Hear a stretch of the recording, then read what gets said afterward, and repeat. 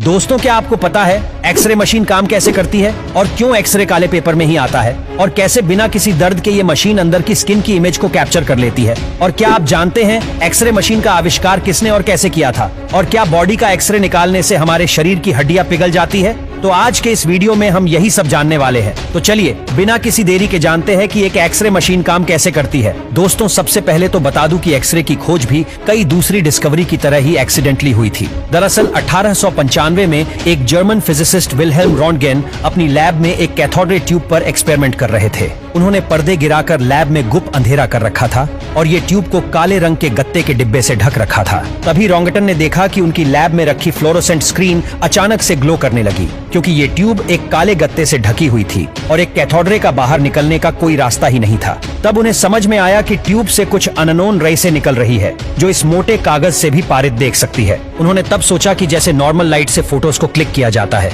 हो सकता है कि इन रहस्यमयी रेस से भी फोटो फिल्म की जा सके। फिर क्या था, उन्होंने एक फोटो फिल्म को डेवलप किया और देखा कि प्लेट पर उनके हाथ की हड्डियां साफ तौर से दिखाई दे रही थी। और क्योंकि उस वक्त तक में उन रेस के बारे में किसी को पता नहीं था, तो रॉन्टगन ने इनका नाम एक्सरे रख दिया। तो दोस्तों, ये तो थी एक्सरे के इन्वेंशन की कहानी। दोस्तों, एक्सरे कराने की सलाह अमूमन डॉक्टर्स तब देते हैं जब शरीर के ऊपरी भाग से मर्ज का पता न लग पाए और एक्सरे रिपोर्ट के जरिए डॉक्टर शरीर के अंदर क्या कुछ दिक्कत चल रही है उसी के आधार पर आगे का इलाज करते हैं। एक एक्सरे मशीन के कई हिस्से होते हैं, जिनमें से मेन पार्ट्स की बात करें तो एक्सरे मशीन में एक्सरे ट्यूब, फोटोग्राफिक प्ले और लेड शील्डर होती है, जिसमें एक्सरे ट्यूब एक बहुत बड़े बल्ब की तरह होती है जो एक्सरे के लिए है, वोल्टेज बिजली का इंतजाम करती है। वहीं दूसरी तरफ लेड शील्डर शरीर के उस हिस्से में एक्सरे को भेजने का काम करती है जिसकी जांच होनी है। इसके बाद एक्सरे से बनी इमेज जब शरीर से गुजरती है तो फोटोग्राफिक प्लेट उसे कैप्चर करने का काम करती है और इसी तरह से एक्सरे मशीन शरीर के अंदर की फोटो को कैप्चर कर लेती है। पहले के वक्त की बात करें तो पहले फोटोग्राफी का प्लेट में एक ट्रेडिशनल कैमरे की तरह ही फिल्म का इस्तेमाल किया जाता था,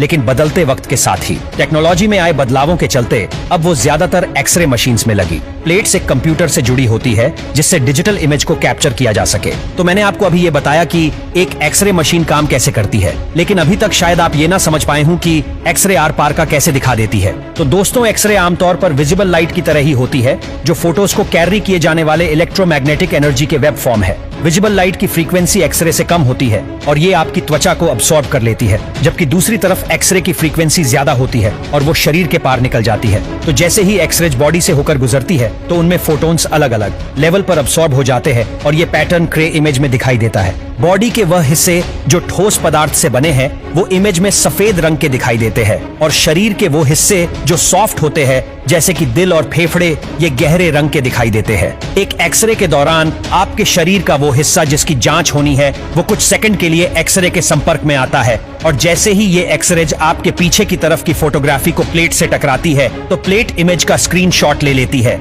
इसलिए दोस्तों, आपने देखा होगा कि एक्सरे करने के दौरान रेडियोलॉजिस्ट आपको एक्सरे मशीन के सामने सीधा खड़ा होने के लिए कहते हैं जिससे आपकी इमेजेस साफ आ सके।